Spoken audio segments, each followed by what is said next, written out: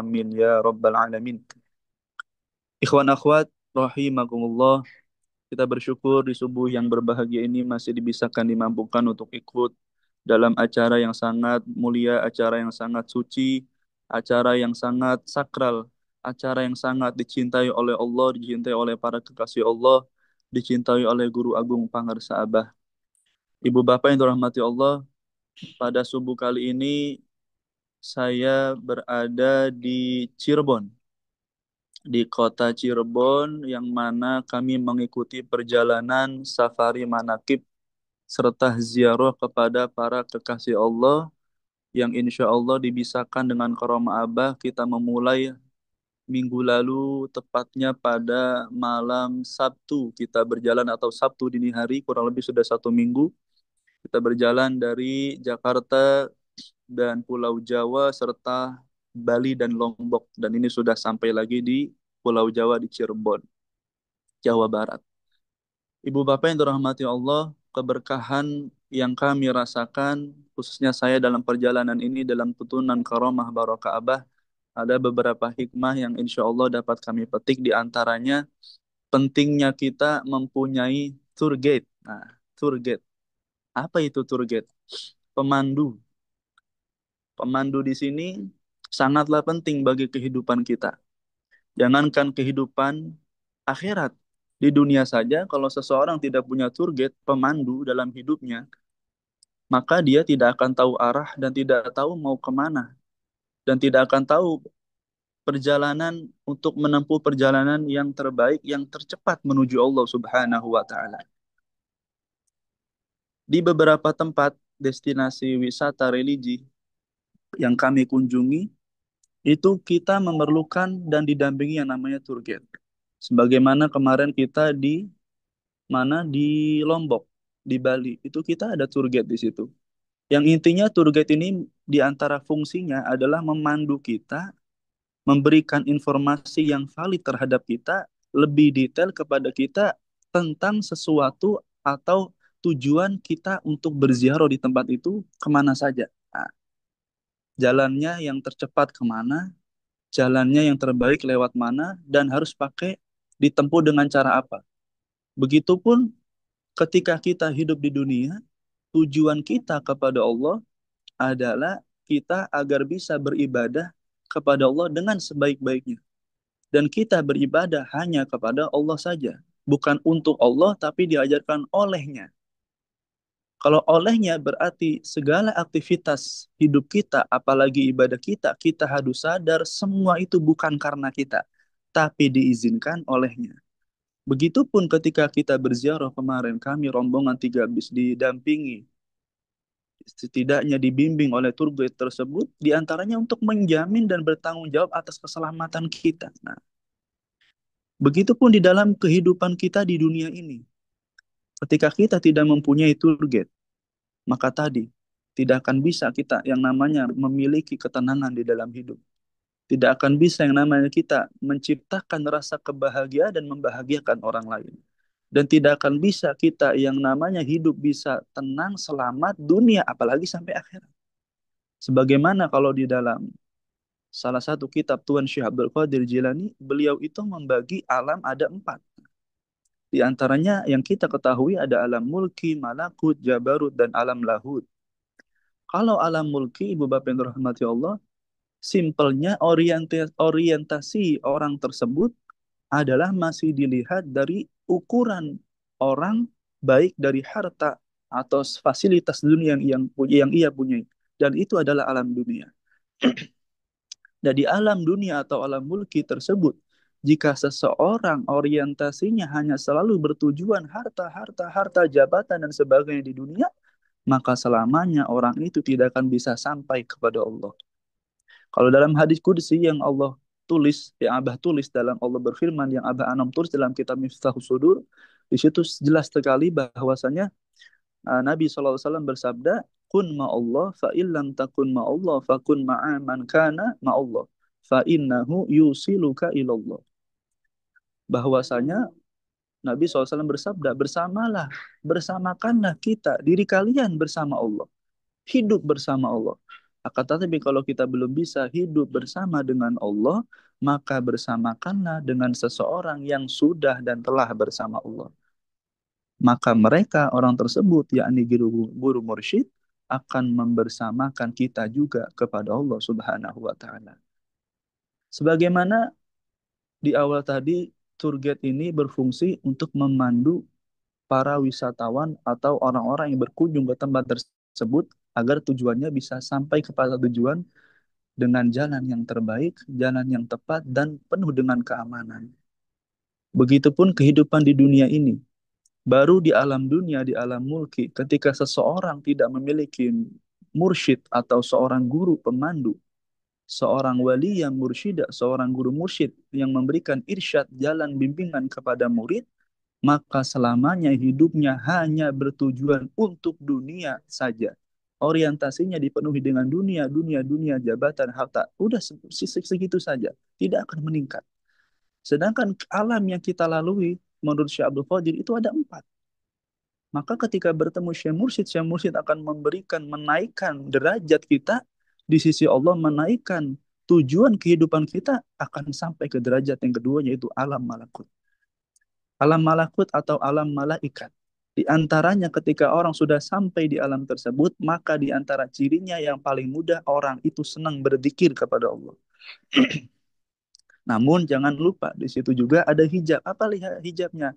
Orang tersebut ketika di alam malakut biasanya dia terjebak di alam arwah. Nah, yang paling rendah pada umumnya murid-murid Abah sering terjadi itu bisa melihat jin, bisa melihat kalau kita bahasanya jin, kalau bahasa orang-orang sini kan jin lihat apa? Pocong, kuntilanak dan sebagainya. Nah, tapi tujuannya ketika berziarah atau mengunjungi makam-makam kesepuhan itu untuk mencari sesuatu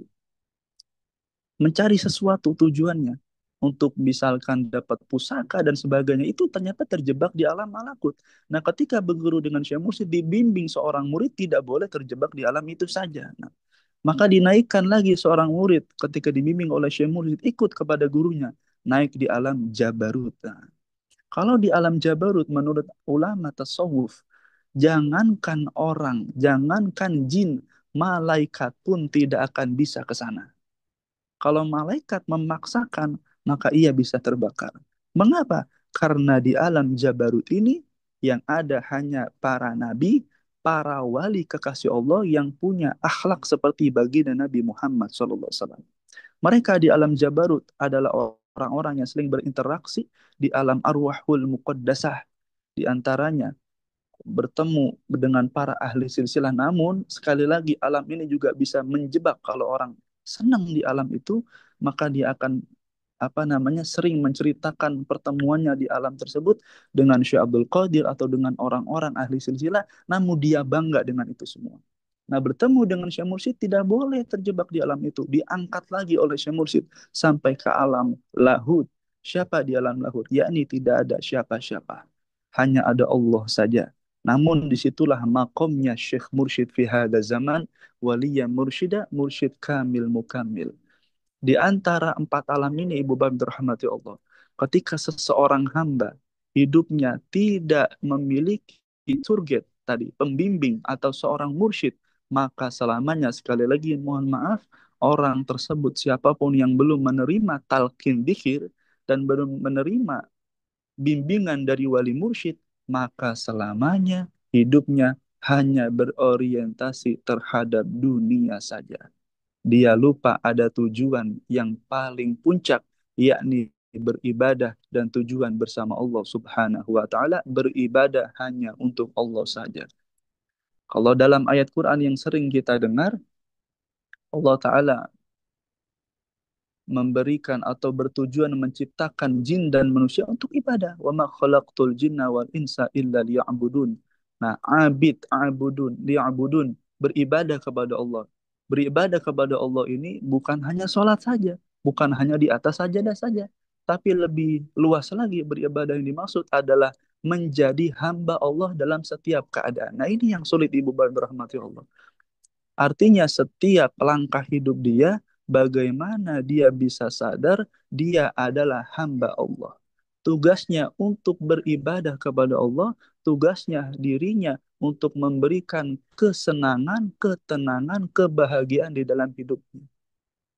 Bukan menyenangkan diri sendiri, tapi menyenangkan orang lain. Bukan membahagiakan diri sendiri, tapi bisa membahagiakan orang lain. Bukan apa namanya bisa membuat dirinya berhasil, tapi bisa memberikan keberhasilan untuk orang lain dalam segi apapun, khususnya dalam beribadah mengabdi kepada Allah Subhanahu wa taala. Maka seseorang hidupnya di dunia yang hanya tadi disibukkan dengan keduniawian, hanya mencari harta, mengumpulkan jabatan yang tinggi, namun dia lupa untuk apa namanya mempunyai bekal yang cukup bahkan banyak menghadap Allah, maka orang itu adalah orang-orang yang naudzubillah tersesat jalannya. Mengapa bisa dikatakan tersesat? Asfala safilin, mereka orang yang sangat rendah di sisi Allah Subhanahu wa taala. Karena dia lupa tujuan dia diciptakan, yakni tadi untuk beribadah kepada Allah. Nah, kalau tujuan kita sudah sadar beribadah kepada Allah, maka kalau kita belum bisa beribadah kepada Allah dengan baik, harus melalui bimbingan Syekh Mursyid. Maka jelas sekali dalam Quran Allah mengatakan may yahdillahu fahuwal muhtad wa may yudlil falan tajida lahu waliyan mursyida. Ketika seseorang hamba Allah menginginkan hamba tersebut tidak diinginkan mendapatkan hidayah khusus, maka orang tersebut akan disesatkan oleh Allah. Tapi kalau orang itu ketika diizinkan ingin diberikan hidayah khusus oleh Allah Subhanahu wa taala, maka yang pertama ditemukan oleh Allah bagi orang tersebut siapa? Wali yang mursyida. Nah, dengan bertemu dengan Syekh Mursyid, maka akan dibimbing hidupnya. Dalam semua aspek, bukan hanya aspek ibadah saja, tapi aspek kehidupannya.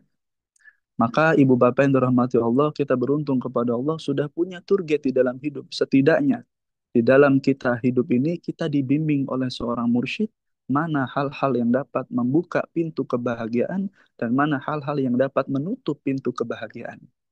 Dan sesungguhnya pintu kebahagiaan bisa diraih di akhirat sana. Maksudnya ketika kita pulang kepada Allah, tidak itu semua tidak akan bisa diraih kecuali di dunia kita sudah meraihnya. Nah, dengan talqin dikir yang ditalqinkan oleh Syekh Mursyid, itulah wasa'adatil qudusiyah. Itulah kebahagiaan yang hakiki.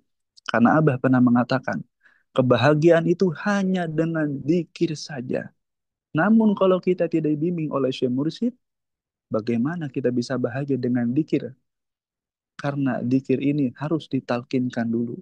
Yang mahal bukan dikirnya, tapi yang mahal adalah siapa yang memberikan dikir itu. Inna likulli syai'in ma'dinan wa ma'dinu taqwa qulubul arifin. Segala sesuatu kata Nabi Muhammad SAW itu ada sumbernya.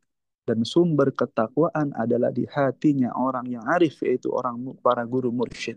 Nah, benih-benih keimanan inilah, benih-benih tauhid inilah yang ketika ditalkinkan dari Syekh Mursyid ke dalam hati kita semua, maka hati kita akan diberikan dengan cahaya dzikir, cahaya Allah, cahaya la ilaha illallah, cahaya baginda Nabi Muhammad SAW. Sehingga hidupnya akan diberikan cahaya petunjuk dalam setiap keadaan. Tadi dibimbing hidupnya. Setidaknya orang yang ditalkin dia punya rem.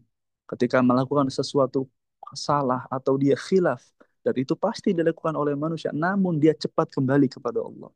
Karena zikir yang ditanamkan oleh Syekh Mursyid adalah sesuatu benih-benih tauhid yang selalu dibimbing oleh Syekh Mursyid mau dimanapun itu murid tapi selalu berada dalam bimbingan Tuan Syekh, seorang guru mursyid. Artinya dimanapun murid berada, walaupun jauh secara jarak kilometer dari seorang guru mursyid, namun ketika hatinya terpaut dengan gurunya, dengan guru ruhnya, dengan mursyidnya, maka mursyid tersebut akan mampu dan selalu membimbing muridnya untuk menuju jalan yang Allah ridhoi. Maka kita bersyukur kepada Allah Subhanahu wa taala, perjalanan yang kita lalui ini, setidaknya kami tiga bis ini dari mulai awal sampai insya Allah hari ini terakhir di Cirebon dan akan berangkat ke Jakarta, kita merasakan bimbingan Guru Agung Pangarsaba. Setidaknya di perjalanan yang mungkin dulu pada umumnya ketika kita melakukan destinasi wisata yang atau notabene jalan-jalan itu hanya benar-benar jalan-jalan saja. Tapi setidaknya saat ini ketika bertemu dengan Syekh Mursyid, jalan-jalan kita bukan sekedar jalan-jalan, tapi jalan-jalan yang menurunkan keberkahan, kemanfaatan, keriduan dari Allah. Bahkan jalan-jalan kita adalah jalan-jalan yang menurut apa namanya jalan-jalan ibadah. Walaupun jalan-jalan, katakanlah healing kata orang sekarang, tapi setiap detik murid-murid Tuhan yang ditalqin dzikir, seluruh kehidupannya akan bernilai ibadah. Karena hidup ini sangat singkat. Sebagaimana Habib Abdullah mengatakan, seorang ulama Hadramut mengatakan, Habib Abdullah bin Haddad, beliau mengatakan dalam sebuah syair, ad-dunya sa'ah faj'alha ta'ah. Dunia ini sangat sesaat, sangatlah sesaat. Dan jadikanlah yang sesaat ini di dunia untuk taat beribadah kepada Allah Subhanahu wa Ta'ala. Maka sulit kalau kita tidak dibimbing oleh mursyid untuk taat dalam setiap keadaan. Maka kita bersyukur, alhamdulillahilladzi faddalana ala kathirin min ibadihil mu'minin. Orang yang telah mendapat talqin senantiasa dibimbing hatinya, dirinya, kehidupannya untuk selalu ada dalam naungan kasih sayang Allah, dalam naungan keriduan Allah, dalam naungan keberkahan dari Allah Subhanahu wa Ta'ala. Maka mudah-mudahan ibu bapak yang dirahmati Allah dimanapun kita berada, semoga senantiasa diistiqomahkan mengamalkan amaliyah pecinta sucian jiwa ini, dan kita dibimbing kehidupan kita untuk selalu berorientasi bukan hanya mentok di alam mulki, tapi nembus ke alam malakut, jabarut sampai ke alam lahut, yakni alam di mana Syekh Mursyid bersama Allah dan kita telah diajak ke alam tersebut. Maka dimanapun sekali lagi kita berada, kita selalu mengingat Allah Subhanahu wa Ta'ala, dibisahkan, dimampukan untuk mengingat Allah dan bersamanya. Alhamdulillahilladzi faddalana ala katsirin min ibadihi mu'minin. Terima kasih atas perhatiannya dan terima kasih atas doanya kepada ikhwan akhwat semua atas perjalanan ini. Dan insya Allah doakan juga kami akan berangkat insya Allah siang ini menuju ke Jakarta. Insya Allah selamat sampai pulang dan mendapat keberkahan dari Abah, berkah semuanya, segalanya selamanya. Terima kasih, mohon maaf. Assalamualaikum warahmatullahi wabarakatuh. Waalaikumsalam warahmatullahi wabarakatuh. Allahumma salli ala nabiyil hashimi Muhammad wa ala alihi wa sallim taslim.